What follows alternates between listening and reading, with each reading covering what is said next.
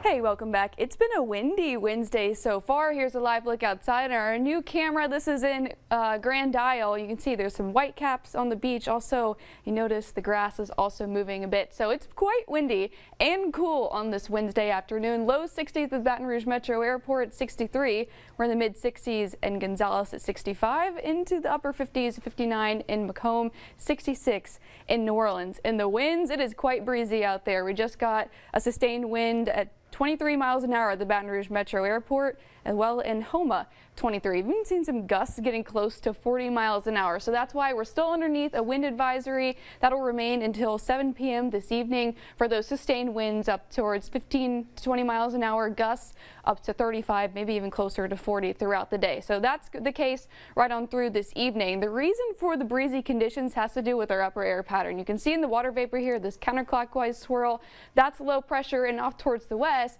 that upside down U shape, that's high pressure. So we're in between those two areas of differences in pressure.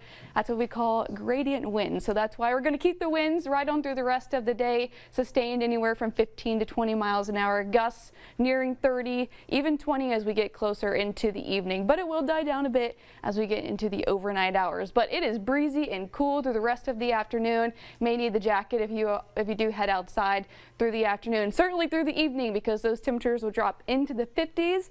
That's going to make for a really chilly overnight into early tomorrow morning. Certainly some gumbo weather, with forecast lows expected to drop into the upper 40s for many of us overnight. So certainly going to need the jacket if you're headed off to work and school in the mornings. And in fact, we can get even colder by Friday for Halloween, starting out into the mid 40s, and looks like we'll keep the cool mornings right on through the weekend. We'll see a slight warming trend into early next week, but regardless, low 50s is still quite cool. Afternoons remain in the 60s right on through Halloween Friday, and then we'll bobble up and down between the low 70s and upper 60s through the weekend.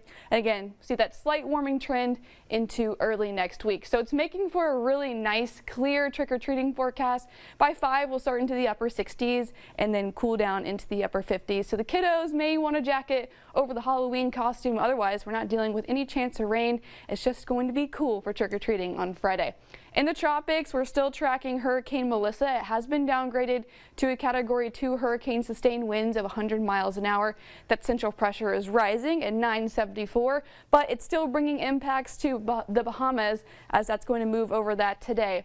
It does look like it's going to remain a Category 2 until Thursday, and it looks like it's just going to keep to the west of Bermuda, so that's good news there. It really isn't until the weekend that Melissa weakens into what we call a post-tropical storm way up into the northeastern parts of the Atlantic. So Melissa, unfortunately, still bringing impacts to parts of the Caribbean. Today, though, we'll keep the wind for the rest of the day, and it is going to be a cool and chilly evening, waking up into the upper 40s tomorrow. We'll keep the 60s for the rest of the work week, and then don't forget, by the weekend, the clocks fall back.